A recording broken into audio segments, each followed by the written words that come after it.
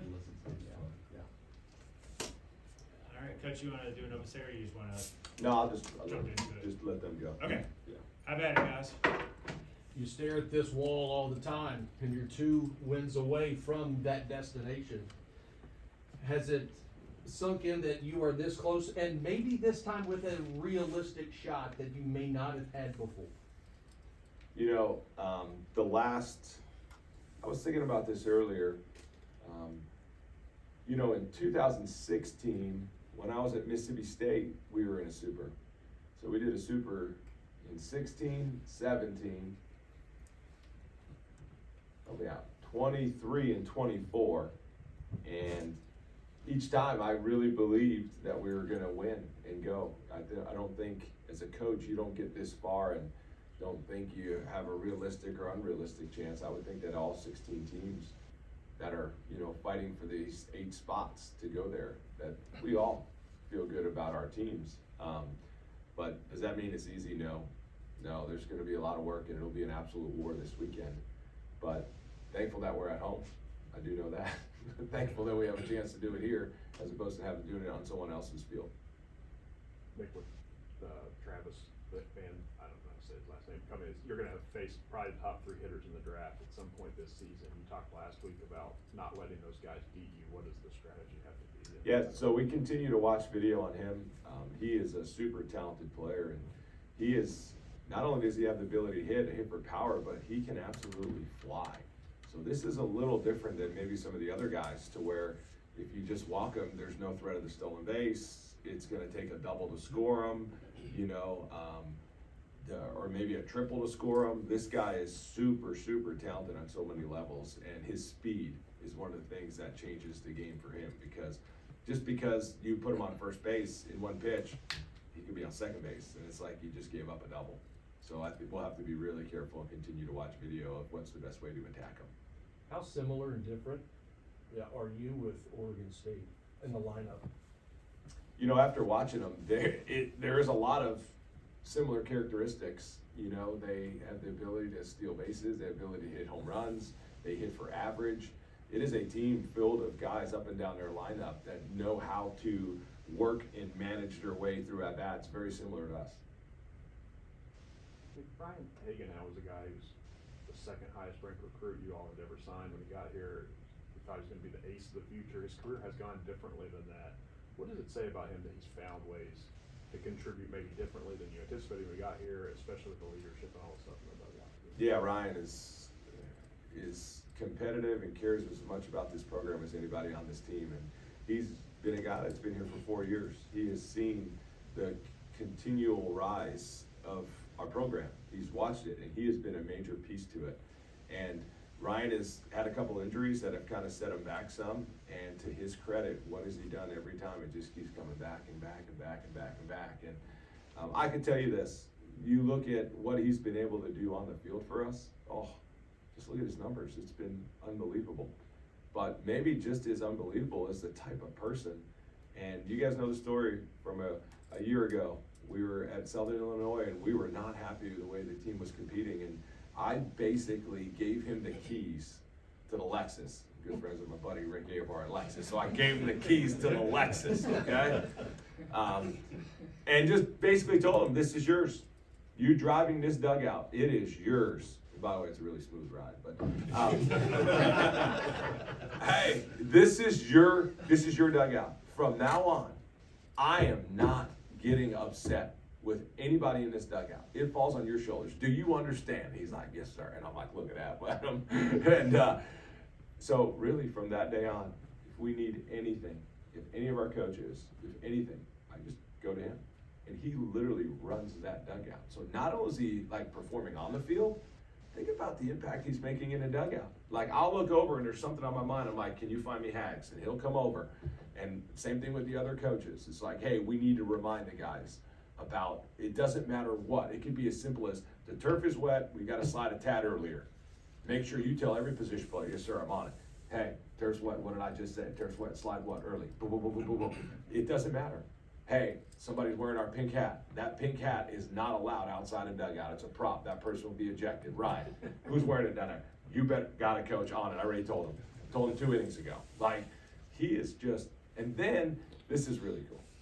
Then, when he goes down to the bullpen, he has to pick somebody. He's got to assign who's gonna be in charge of the dugout.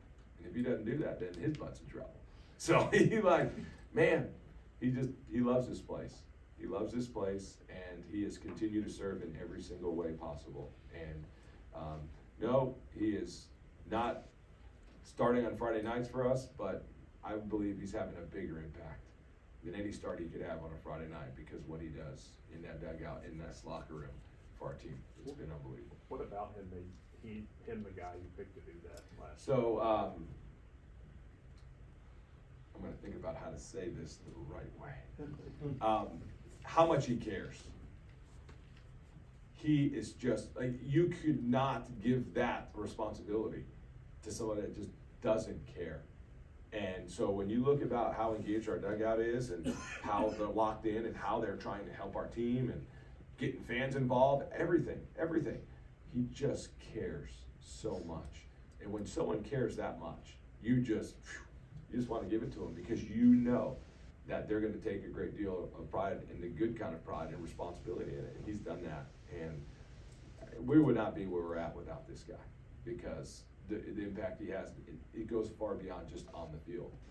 It goes off the field. And we only allowed, during the regular season, we're allowed 4 hours a day with the guys. That's it. That's all we get to practice, 4 hours a day. And not 4 hours every day. They have to have off days. So what's happening the other 20 hours? What's happening? Like, who is helping lead and guide and build a culture and a team? And he's one of those guys that has continued to just build and make our program better, not only on the field, but up there and off. It's pretty awesome. Nick, you had a quote after the regional last year. I think I'm gonna botch it, but it was something like, "The past is gone, the future is uncertain. The present is right here for you, and that's why they call it a gift." And I think you've talked about this mentality that this team has, welcomed the present, and that's all they're thinking of. So is that what they're doing here this week, and how are you noticing that? Do you remember that quote? Did I? Oh yeah, you botched it. I botched it. Give it to us again. Yeah. If you remember. Do you think I remember it? Yesterday is history. Tomorrow's a mystery. Today is a gift. That's why they call it the present. I love quotes, so thank you for bringing It's a lot that up. better. Yeah. And especially in the day of age now in social media, this is harder than ever, because a lot of times everything you say and do, it is just regurgitated over and over, and things gain traction, right? And these guys are on social media. So when that happens, it could just keep being brought up and put in your face, and just over and over and over again, right? So, yes, we talk about that a lot. And, even just from the mental side, I had a sports psychologist teach me something that really resonated with me. He said that people that struggle from depression, they live in the past a lot. Maybe some of the decisions and things they struggle with, that could lead to some of the struggles that they're having. And sometimes people that struggle with anxiety live in the future too much, right? Because they're just worried about what's going to happen next. And I think if we're being honest, we've all been there at some points in our life, whether it's personal, professionally, whatever, right? We've all been there. We've all thought and rehashed things that we could have done different. And, we've maybe gone down a dark hole, or a spot we didn't want to be, or maybe we get too excited looking in the future. So I just feel like our job as coaches is to equip them, right? Like, we're teachers. That's our job, is to teach and equip our players. So, one way we do it, and you guys know this, we start every day with a quote, and that was one of our quotes. Coach Amorati does an awesome job finding quotes and things, and we just get together each day and try to get them in the right state of mind, mentally. But that is one that has stuck for us, and we just constantly remind them, because the game of baseball is hard. Life can be hard at times, and sometimes it's easy, right? Sometimes things are just going well for you.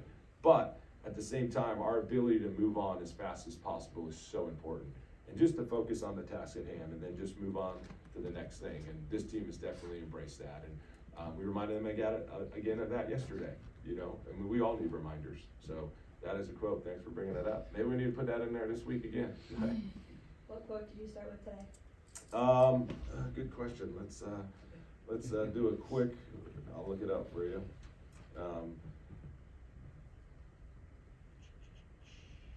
See what we're talking about today. The best teams always have the most fun in whatever they're doing. So, just a reminder, like, they better be having fun, but I'll remind them today that I'm all about having fun, but the building block of that is number one, you have to compete. If you don't compete, you're not having fun, and I will not allow them to have fun, because that is not fun.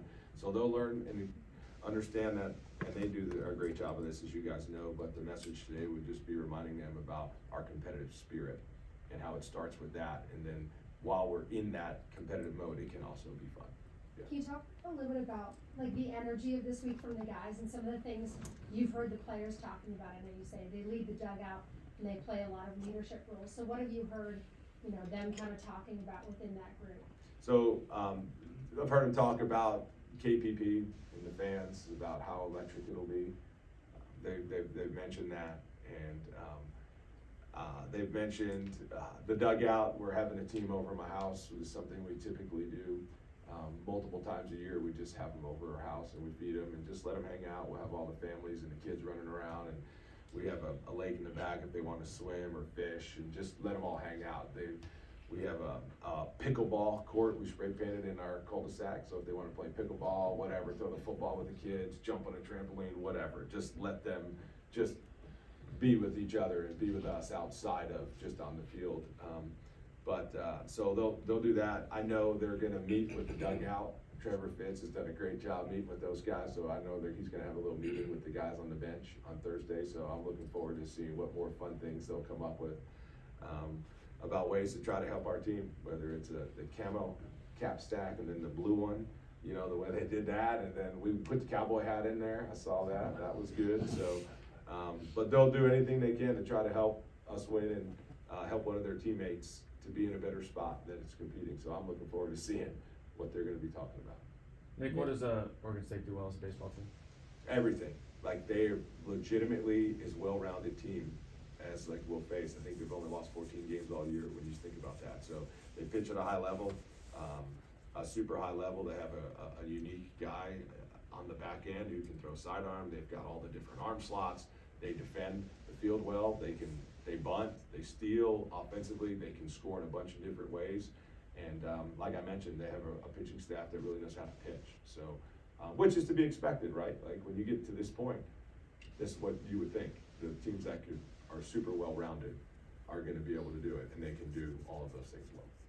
I don't know if I think there are two frontline guys, both have a sub 3.3 ERA. What have you seen from those two? Well, the first guy, he hadn't lost a game all year, and he went through a stretch there where he didn't pitch some, but he is 7-0, and the fastball moves. He's got velocity, he's got off-speed pitches, and they make it really hard on hitters. So they don't lose many games with those guys. So we'll have our hands full, much like with our guys. It's very similar to the guys that we have. We don't lose a lot of games when those guys are starting, so it'll be a great matchup. Nick, Oregon State comes in, as you know, with a lot of baseball tradition, and you've worked at a spot that has a lot. You're building your own now. Is that something that's tangible? Does it go out the window after the first pitch? I mean, how does that figure in, if at all? Yeah, so, we were just having a very similar conversation with Coach Madison, and Coach Kuzi and the rest of our coaching staff just upstairs. You guys know this, Coach leads us in a Bible study every week. He's done it for 8 years, and we just talk baseball. We pick his brain, we tell stories, and we were just talking about how, this year the West Coast is maybe not as highly represented, in the postseason as it's been, especially when Coach was coaching, So, as every year it goes and flows and up and down, the thing I've always said is you want to have guys in your program that have experience, because once that game starts, they don't remember that, and they don't know that I competed against Oregon State against Michael Conforto, right? Like, I remember playing them in Omaha back in 2013, and it's like, well, Michael Conforto's not playing for them the same way Evan White's not in our lineup anymore. You know what I mean? To where you got to go at it like team versus team. So yes, have they been to Omaha? Have they won national championships? Yes, they have. But unfortunately, or fortunately for us, those guys aren't playing on this team. This is an Oregon State team that's trying to create their own, identity and their own legacy, much like we are. The thing that I have peace about with our team, and I think it's shown so far, is we do have a lot of guys back from a year ago that have been in this position. So I would say that I would lean more, that plays maybe a bigger factor than maybe what some other teams and programs have done maybe 5, 10, 15, 20 years ago, is maybe some of the guys that you have in their program, and they have some really good players that have experience as well. Your team has been incredible in rallying from huge deficits, small deficits, whatever. It's that opening game to win the first one so you don't have to scramble as much. We just comment on how vital winning the first one is to put the pressure on someone else. Yeah, you definitely, that's obviously something that every team in the Supers want to do, you know, to where you just feel like, all right, now we got 2 games to win 1, as opposed to I gotta win the next 2. So it's absolutely important, and, you know, in a lot of ways, it's much like an SEC weekend to where you're trying to win every single weekend, right? Like, it doesn't matter if you win the first one, and then you win the next 2, or if you win the first one, lose the middle one, and win the next one. Ultimately, at the end of the day, you've got to win the series. So however that goes, and when you look at our team this year, we've done it both ways. We've done it both ways. So to be able to draw from that success, you know, and those experiences, whether we don't win the first game, now we got to win the next 2. We've been there, done that. Or we win the first one, we lose the second one, then you got to win the third one. So the piece I have as a coach is we've been through both sides of that, and against really good teams, and we've done it either way against really good teams. So the team will be able to draw from that experience. Okay, one more, guys, and then we'll get Grant up here. You talked about, earlier this year about being able to score in a variety of ways. How does, this is kind of loaded, and I know we can go down a rabbit hole on Yeah, this, sure. but how does it present itself, maybe on the small ball side of things? Is it as easy as Ryan getting on early and like he did that, you know, went first to third pretty quickly the other day? How difficult is it to take a, you know, bat out of a big hitter's hand to have him bunt somebody over, that kind of thing? Yeah, well, this team is very unselfish, and, you know, there's a lot of times that you've seen us call offensive timeouts, right? We're one of the few teams I've realized even that we play against, not as many teams use those, and you get 3. So a lot of times we'll, especially with me being at third base, with the opportunity to talk to the entire coaching staff. So we all talk first. If you've ever seen, it's been scripted. The 3 of us will talk before we talk to the players, and we get the players' feedback, and we get the input, and then we put the play on. So there's a lot of things that go into that, and when we're trying to decide what is the best way, it is actually a really good feeling as a coach to know that, hey, we can do a lot of things here. We could bunt, we could fake bunt steal, we could steal, we could hit and run, we could slash hit and run. There's just a lot of things that we can do. We can hit, we can just go hit, we can do fake breaks, we can put fake steals, we can try to move infielders. So we're setting up all those things in those timeouts, and as a coach, that's a good feeling when you feel like you have options. I don't know if there's anybody here that is like coached or just in life in general, when you just don't feel like you have a lot of options and you feel stuck. It's not a good feeling, you know? So also I think that provides pressure on our opponents. So as a coach, yes, we're about to face some really good arms, right? And we've done that all year, and we've been able to, and we've had to score in a bunch of different ways. So this week has been a great week of practice so far. Yesterday, we went through all of our plays at first base, all of our offensive plays at second base, like just reshaping and trying to sharpen those skills to be prepared. So when it, if and when it does come up, that our players are prepared, and we want them to feel prepared. So the ability to score in a bunch of different ways, I fully expect that to be on display this weekend, especially against a really good pitching staff.